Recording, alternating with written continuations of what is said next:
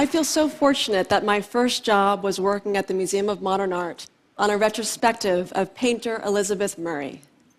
I learned so much from her.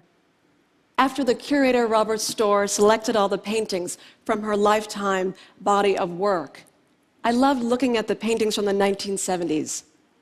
There were some motifs and elements that would come up again later in her life. I remember asking her what she thought of those early works. If you didn't know they were hers, you might not have been able to guess. She told me that a few didn't quite meet her own mark for what she wanted them to be. One of the works, in fact, so didn't meet her mark, she had set it out in the trash in her studio, and her neighbor had taken it because she saw its value. In that moment, my view of success and creativity changed. I realized that success is a moment, but what we're always celebrating is creativity and mastery. But this is the thing, what gets us to convert success into mastery? This is a question I've long asked myself. I think it comes when we start to value the gift of a near win. I started to understand this when I went on one cold May day to watch a set of varsity archers, all women as fate would have it, at the northern tip of Manhattan at Columbia's Baker Athletic Complex. I wanted to see what's called Archer's paradox, the idea that in order to actually hit your target, you have to aim at something slightly skew from it. I stood and watched as the coach drove up these women in this gray van, and they exited with this kind of relaxed focus. One held a half-eaten ice cream cone in one hand and arrows in the left with yellow fletching, and they passed me and smiled, but they sized me up as they made their way to the turf and spoke to each other not with words, but with numbers, degrees, I thought, positions for how they might plan to hit their target. I stood behind one archer as her coach stood in between us to maybe assess who might need support, and watched her, and I didn't understand how even one was going to hit the 10 ring. The 10 ring from the standard 75-yard distance, it looks as small as a matchstick tip held out at arm's length. And this is while holding 50 pounds of draw weight on each shot. She first hit a 7, I remember, and then a 9, and then 2 10s, and the next arrow didn't even hit the target. And I saw that gave her more tenacity, and she went after it again and again. For 3 hours, this went on. At the end of the practice, one of the archers was so taxed that she laid out on the ground just starfished, her head looking up at the sky, trying to find what T.S. Eliot might call that still point of the turning world. It's so rare in American culture, there's so little that's vocational about it anymore, to look at what doggedness looks like with this level of exactitude, what it means to align your body posture for 3 hours in order to hit a target, pursuing a kind of excellence in obscurity. But I stayed because I realized I was witnessing what's so rare to glimpse, that difference between success and mastery. So success is hitting that 10 ring, but mastery is knowing that it means nothing if you can't do it again and again. Mastery is not just the same as excellence, though. It's not the same as success, which I see as an event, a moment in time, and a label that the world confers upon you. Mastery is not a commitment to a goal, but to a constant pursuit. What gets us to do this, what gets us to forward thrust more, is to value the near win. How many times have we designated something a classic, a masterpiece even, while its creator considers it hopelessly unfinished, riddled with difficulties and flaws? In other words, a near win.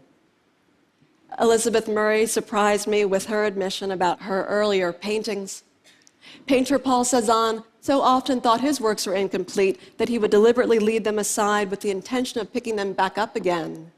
But at the end of his life, the result was that he had only signed 10% of his paintings. His favorite novel was The Unfinished Masterpiece by Honoré Balzac, and he felt that the protagonist was the painter himself.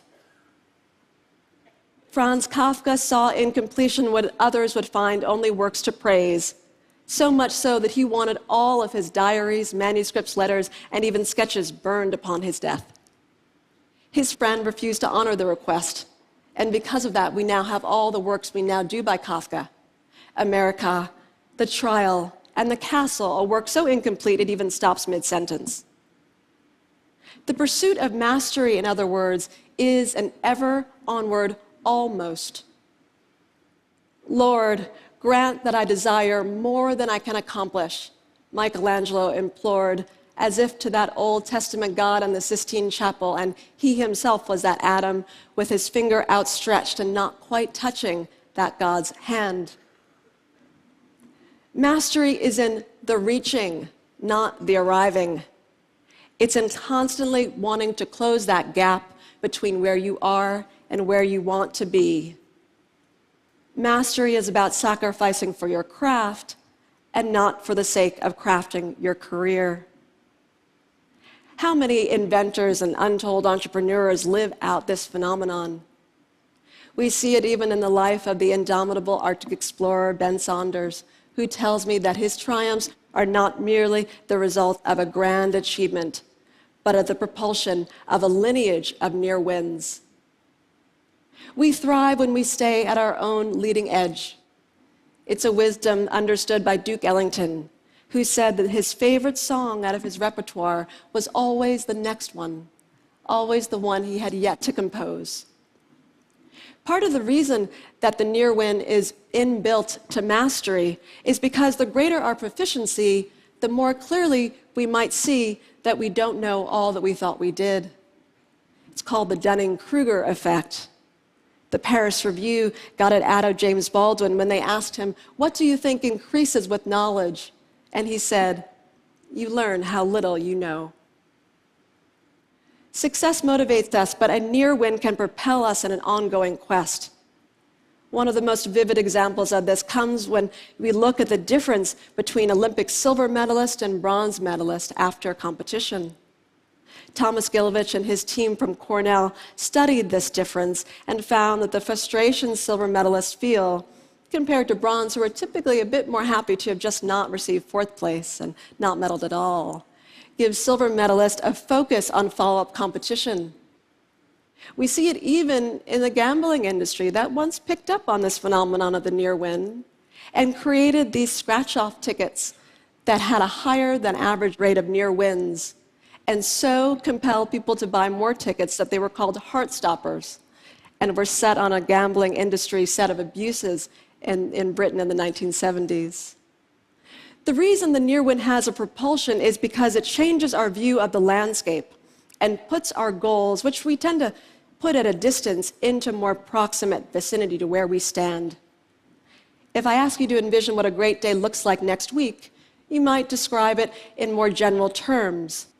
But if I ask you to describe a great day at TED tomorrow, you might describe it with granular, practical clarity.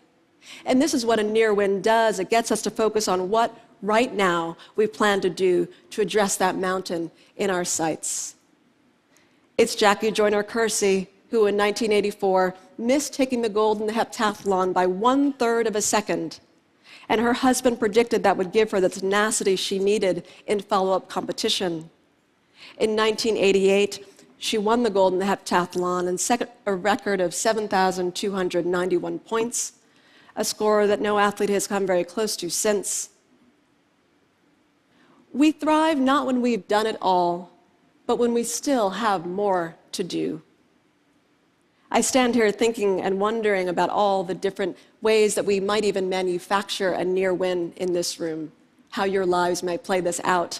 Because I think on some gut level, we do know this. We know that we thrive when we stay at our own leading edge, and it's why the deliberate incomplete is inbuilt into creation myths. In Navajo culture, some craftsmen and women would deliberately put an imperfection in textiles and ceramics. It's what's called a spirit line, a deliberate flaw in the pattern to give the weaver or maker a way out, but also a reason to continue making work. Masters are not experts because they take a subject to its conceptual end. They're masters because they realize that there isn't one. Now, it occurred to me as I thought about this, why the archery coach told me at the end of that practice, out of earshot of his archers, that he and his colleagues never feel they can do enough for their team, never feel there are enough visualization techniques and posture drills to help them overcome those constant near wins. It didn't sound like a complaint exactly, but just a way to let me know, kind of tender admission, to remind me that he knew he was giving himself over to a voracious, unfinished path that always required more. We build out of the unfinished idea, even if that idea is our former self. This is the dynamic of mastery. Coming close to what you thought you wanted can help you attain more than you ever dreamed you could. It's what I have to imagine Elizabeth Murray was thinking when I saw her smiling at those early paintings one day in the galleries. Even if we created utopias, I believe we would still have the incomplete. Completion is a goal, but we hope it is never the end. Thank you.